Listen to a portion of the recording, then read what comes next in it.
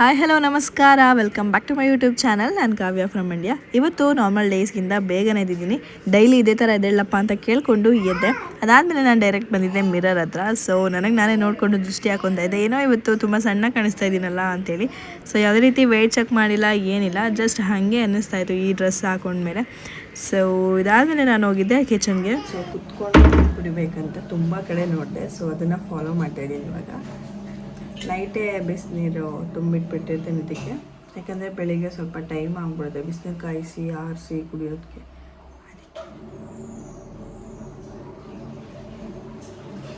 ಬೆಳಿಗ್ಗೆ ಎದ್ದ ತಕ್ಷಣ ಬಿಸಿನೀರು ಇತ್ತು, ಸ್ವಲ್ಪ ಆಯಿತು. ಸೊ ಇವಾಗ ನೈಟೇ ನಾನು ಚಿಯಾ ಸೀಡ್ಸ್ ಮತ್ತು ದ್ರಾಕ್ಷಿನ ನೆನೆಸಿ ಇಟ್ಟಿದ್ದೆ. ಇವಾಗ ಅದನ್ನು ಸ್ವಲ್ಪ ಎರಡನ್ನೂ ಮಿಕ್ಸ್ ಮಾಡ್ಕೊತಾ ಇದ್ದೀನಿ. ಇದಕ್ಕೆ ಸ್ವಲ್ಪ ಹನಿನೂ ಹಾಕ್ಕೊಂಡಿದ್ದೀನಿ, ಸ್ವಲ್ಪ ಸ್ವೀಟ್ನೆಸ್ ಇರಲಿ ಅಂತ. ನೋಡಿ, ಕರೆಕ್ಟ್ ಟೈಮಿಗೆ ಬಂದಿದ್ದಾರೆ ಇವತ್ತು. ನಾನು ಯಾಕೂ ಬರಲಿಲ್ಲ, ಅದಕ್ಕೆ ಹೋಗಿ ತೊಗೊಂಡು ಬಂದೆ. ಇವಾಗ ನನ್ನ ಕೈ ಹಿಡಿಯೋದೇ ಇಷ್ಟು, ಏನು ಮಾಡಿ.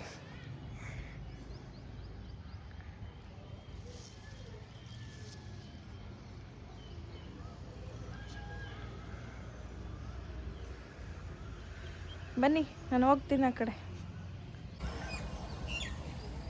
ಅವರು ಕರೆಕ್ಟಾಗಿ 7 ಗಂಟೆಗೆ ಬರ್ತಾರೆ ಅನಿಸುತ್ತೆ. ನಾನೇ ಸ್ವಲ್ಪ ನೆನ್ನೆ ಲೇಟ್ ಆಗಿಬಿಡ್ತು ಪಾಪಚ್ಚಿ. ಏನೋ ಒಂಥರ ಖುಷಿ. ಹಾಂ, ಇಬ್ಬರು ಬಂದರು.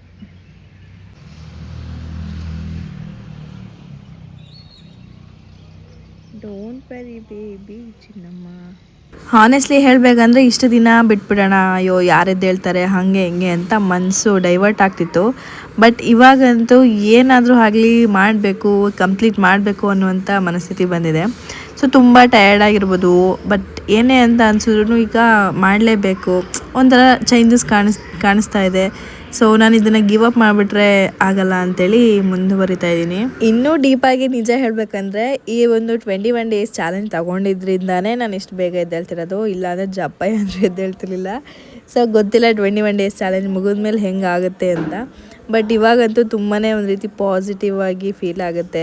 ಏನೇ ಒಂದು ಮಾಡೋದಕ್ಕೂ ಸ್ವಲ್ಪ ಎನರ್ಜಿ ಇರುತ್ತೆ.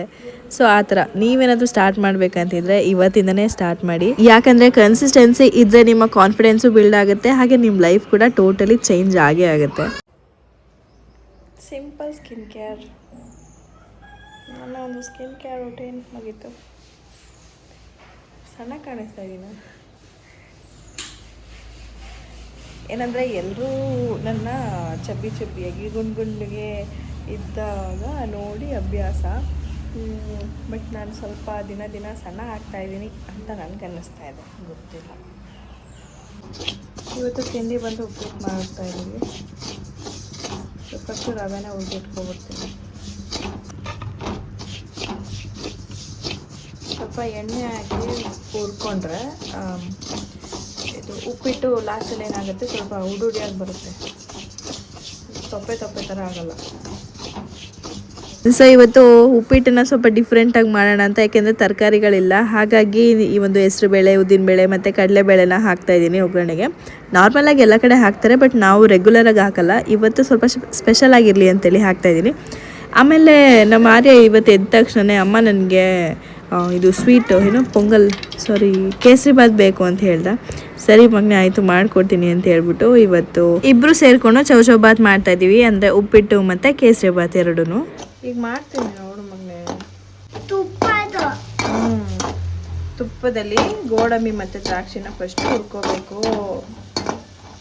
ಈ ಥರ ಎತ್ತಿಟ್ಕೋಬೇಕು. ಇದಕ್ಕೆ 1 ಲೋಟ ರವೆ ಹಾಕೋಬೇಕು.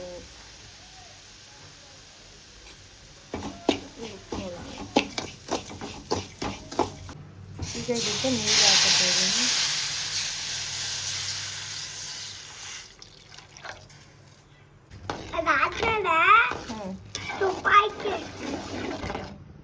ಮತ್ತೆ ತುಪ್ಪ ಹಾಕಬೇಕು. ಸಕ್ಕರೆನೇ ಹಾಕ್ಬೇಕು ಅದಕ್ಕೆ.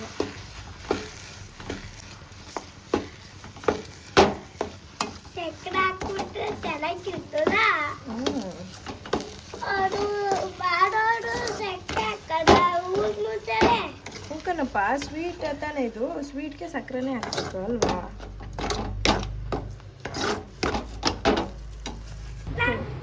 ಇದಕ್ಕೆ ಲವಂಗ ಮತ್ತೆ ಏಲಕ್ಕಿ ಹಾಕ್ತಾ ಇದ್ದೀನಿ.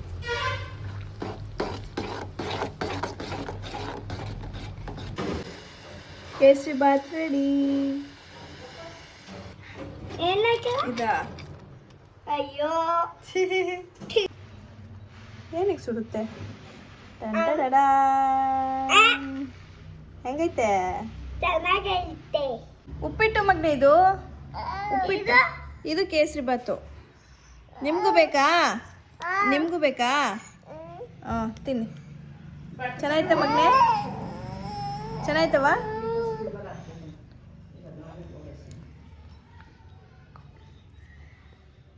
ತಗೋ ಸ್ಪೂನಲ್ಲಿ ತಿನ್ನು. ಇಲ್ಲ ತಿನ್ನಿಸ್ತೀನಿ, ಅಲ್ಲ ನಾನು ತಿನ್ನಿಸ್ತೀನಿ.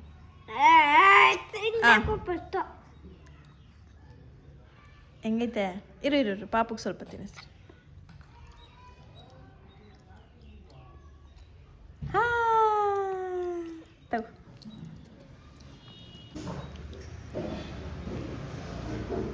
ಸೊ ನೋಡೋದಲ್ಲ ಇವತ್ತಿನ ದಿನ ಏನೇನಾಯಿತು ಅಂತೇಳಿ. ಸಂಜೆ ಬಂದು ನಾವು ನಮ್ಮ ಊರಲ್ಲಿ ಅಯ್ಯಪ್ಪ ಸ್ವಾಮಿಯವ್ರ ಕಡೆಯಿಂದ ಪರ ಇಟ್ಕೊಂಡಿದ್ರು, ಅಲ್ಲಿಗೆ ಊಟಕ್ಕೆ ಅಂತ ಹೋಗಿದ್ವಿ. ಸೊ ಮಧ್ಯದಲ್ಲಿ ಏನೂ ವೀಡಿಯೋ ಮಾಡೋಕ್ಕಾಗಿಲ್ಲ, ಸ್ವಲ್ಪ ಬ್ಯುಸಿ ಇದ್ದಿದ್ದರಿಂದ. ಆ್ಯಂಡ್ ಇದಾಗಿತ್ತು ಇವತ್ತಿನ ದಿನ. ಈ ವಿಡಿಯೋ ಇಷ್ಟ ಆಗಿದ್ರೆ ಲೈಕು ಶೇರು ಕಮೆಂಟ್ ಮಾಡಿ. ನನ್ನ ಚಾನಲ್ಗೆ ಸಬ್ಸ್ಕ್ರೈಬ್ ಆಗಿಲ್ಲ ಅಂದರೆ ಸಬ್ಸ್ಕ್ರೈಬ್ ಮಾಡಿಕೊಂಡು ಸಪೋರ್ಟ್ ಮಾಡಿ. ಇದೇ ರೀತಿ ಹೊಸ ಹೊಸ ವೀಡಿಯೋಸ್ ಬರ್ತಾ ಇರುತ್ತೆ. ಸೊ ಮತ್ತೆ ಸಿಗ್ತೀನಿ ಮುಂದಿನ ವಿಡಿಯೋದಲ್ಲಿ. ಅಲ್ಲಿವರೆಗೂ ಟೇಕ್ ಕೇರ್, ಬಾಯ್.